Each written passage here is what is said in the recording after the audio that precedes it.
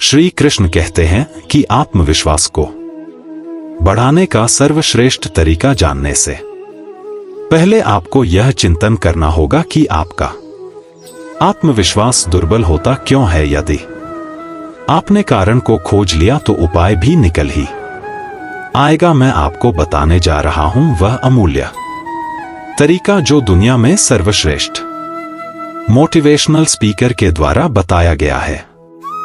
वो motivational speaker है स्वयं भगवान श्री कृष्ण, जिन्होंने अवसाद से ग्रसित और युद्ध से विमुख एक महान योद्धा को केवल एक गीत के द्वारा फिर से युद्ध के लिए तैयार कर दिया। सबसे पहले तो आप यह बताइए कि सबसे अधिक आत्मविश्वासी किस उम्र के लोग होते हैं? बच्चे, किशोर, युवा या वृद्ध? मेरे अनुसार बच्चे हमेशा खुश क्यों रहते हैं? क्योंकि वह कोई भी काम करते समय सफलता और असफलता के विषय में विचार नहीं करते। दूसरी बात, वह किसी को प्रभावित करने के लिए कोई काम नहीं करते, ना ही किसी को नाराज करने के लिए। अर्थात बच्चे दूसरों की नजरों से अपने आप को नहीं देखते। ऐसा बेपरवाह अंदाज आपके अंदर भी था जब आप बच्चे थे, लेकिन उसे आपने गवा दिया। फिलहाल आप कुछ बनना चाहते हैं, कुछ दिखाना चाहते हैं, प्रशंसा चाहते हैं और अपमान से डरते हैं। इन चीजों के अलावा और क्या है जो आपके आत्मविश्वास को कम करती है? जरा सोचिए। एक नन्हे बच्चे को एक मंच पर जाने दीजिए और उससे एक कविता सुनाने को कहिए, वह सुना देगा। उसको परवाह नहीं कि आप उसे कोई महान वक्ता मानेंगे या नहीं, उसे मतलब नहीं कि तालियां कितनी बजाई जाएगी। उसने तो यह भी नहीं सोचा होगा कि इस कविता को सुनाने से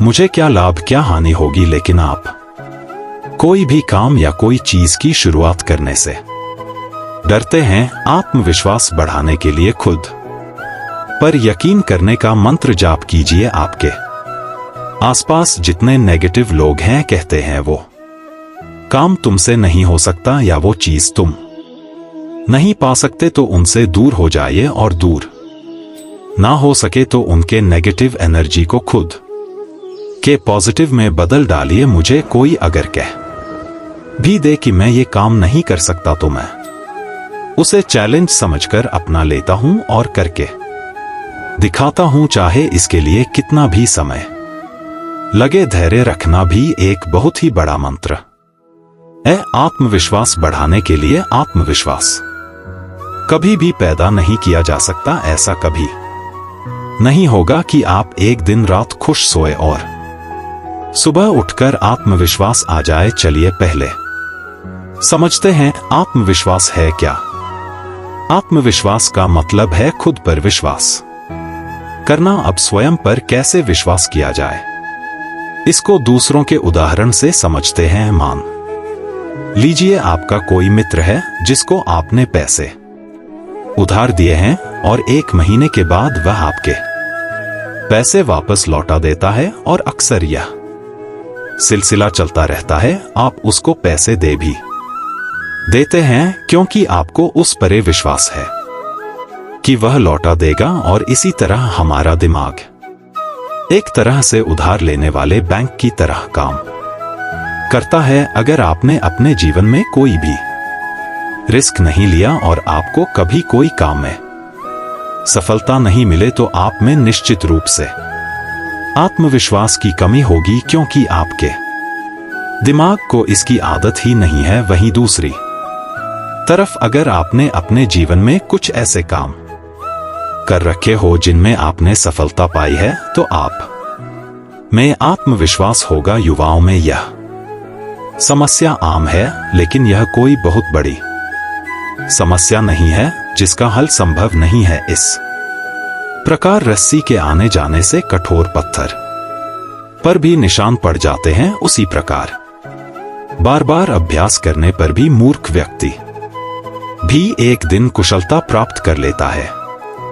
निरंतर अभ्यास कुशल व्यक्ति को पंथ पंगत बना देता है। अभ्यास के आवश्यक शारीरिक और मानसिक दोनों कार्यों में समान रूप से पढ़ती है। लोहार, बड़ी सुनार, दर्जी, धोबी आदि का अभ्यास साध्य है। जी का पुत्र पहले ही दिन बढ़िया कोट पेंट नहीं सिल सकता। इसी प्रकार कोई भी मैकेनिक, इंजीनियर भी अभ्यास के द्वारा ही अपने कार्य में निपुणता प्राप्त करते हैं। विद्या प्राप्ति के विषय में भी यही बात सत्य है। जिस प्रकार रखे हुए शस्त्र की धार को जंग खा जाती है, उसी प्रकार अभ्यास के अभाव में मनुष्य का ज्ञान कुंठित हो जाता है और विद्या नष्ट हो जाती है। अभ्यास के बल पर मनुष्यों ने विशेष सफलता पाई। एकलव्य ने गुरु के अभाव में धनुर्विद्या में अद्भुत योग्यता प्राप्त की। कालिदास वर्ज मूर्ख थे, परंतु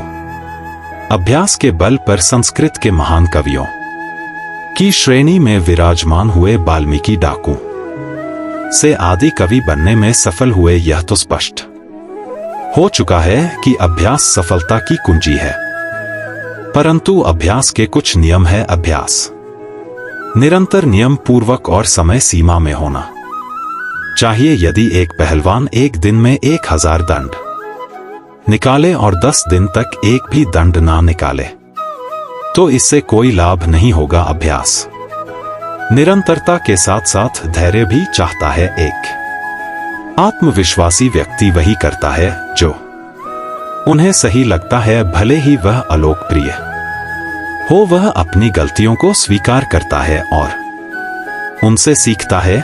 जब आप में आत्मविश्वास खोने लगे तो आप अपने आप से बात करें। आप कभी भी आत्मविश्वास महसूस नहीं करेंगे यदि अगर आपके दिमाग में नकारात्मक विचार चल रहे हैं, जो आपको बता रही है कि आप अच्छे नहीं हैं। आप आत्मचर्चा के बारे में सोचे, अपने आप से वैसा ही व्यवहार करें जैसा आप अपने अच्छे दोस्त से करेंगे और अपने आप को खुश करें। आप उन चीजों के बारे में सोचे जिनमें आप अच्छे। हर किसी के पास ताकत और प्रतिभा। आपकी ताकत क्या है, यह पहचानना कि आप किसमें अच्छे हैं और उन चीजों पर निर्माण करने की कोशिश करने से आपको अपनी क्षमताओं में विश्वास पैदा करने में मदद मिलेगी। इसके अलावा कुछ यह भी कहते हैं कि आपको उन कमियों पर काम करना चाहिए जिससे आपको वास्तव में डर लगता है। डर लगना सामान्य है, मगर डर कर किसी काम को करना ही नहीं है। ऐसा सोचकर छोड़ देना उचित नहीं है। यह आपके आत्मविश्वास पर नकारात्मक प्रभाव डालता है।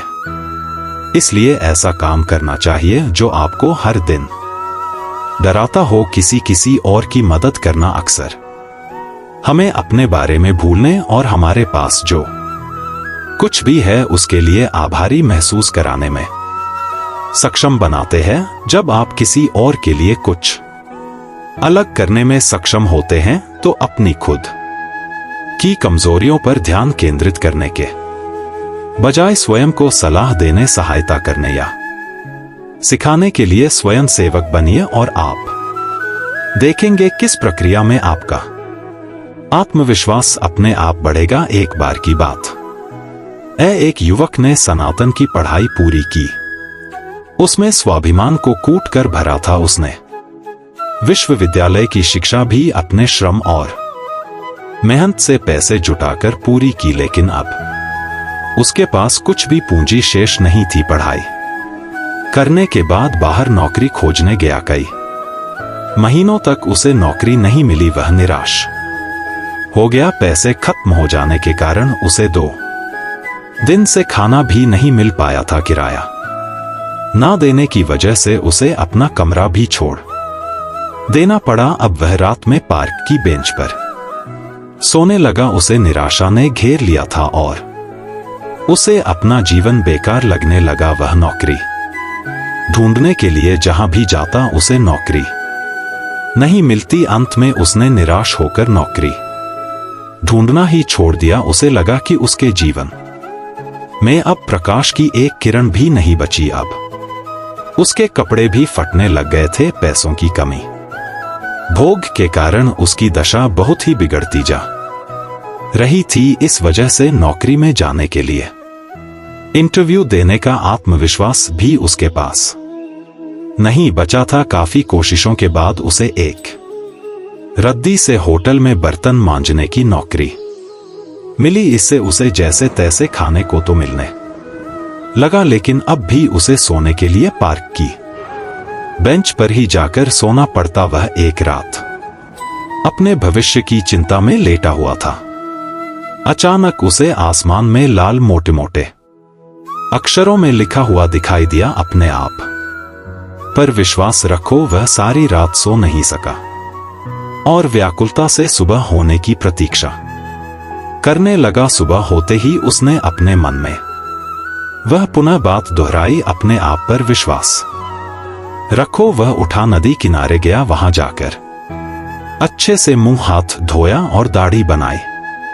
इसके बाद वह मोजी के पास गया और उससे बूट पॉलिश मांगकर अपने जूते चमकाए। इसके बाद वह मन में दृढ़ संकल्प लेकर नौकरी खोजने निकला। अब वह किसी कार्यालय में जाता तो उसका स्वागत होता था, क्योंकि अब वह पहले की तरह नहीं लग रहा था। उसके कपड़े बगैर तो अच्छे नहीं थे, लेकिन उसके मुंह पर आत्मविश्वास की झलक थी। वह जो कुछ भी कहता उसमें आत्मविश्वास झलकता था। सौभाग्य से उसे नौकरी मिल गई। नौकरी इतनी अच्छी नहीं थी जितना वह चाहता था, लेकिन फिर भी काफी अच्छी थी। सबसे बड़ी बात यह थी वह अपनी समस्या को सुलझाने में सफल रहा। इस कहानी से हमें क्या सीख मिलती है? कई बार व्यक्ति परिश्रम तो कर रहा होता है, लेकिन उसे उसका फल प्राप्त नहीं होता। इसमें आश्चर्य करने की कोई बात नहीं है, क्योंकि कभी कभी व्यक्ति काम अपनी आशा और आकांक्षाओं के विरुद्ध कर रहा होता है। वह जिस वस्तु को प्राप्त करना चाहता है, परिश्रम उससे उल्टा ही करता है। उसे विपरीत परिस्थितियों में घबराना नहीं चाहिए, अपने ऊपर विश्वास रखना चाहिए और धैर्यपूर्वक सही दिशा में अपने लक्ष्य को प्राप्त करने के लिए प्रयत्न करते रहना चाहिए। ऐसा करने से हमें सफलता निश्चित ही मिलेगी, इसे कोई रोक नहीं सकता। दोस्तों, इस वीडियो में बस इतना ही। मिलते हैं अगली वीडियो में। अपना ख्याल रखिएगा। जय श्री कृष्णा।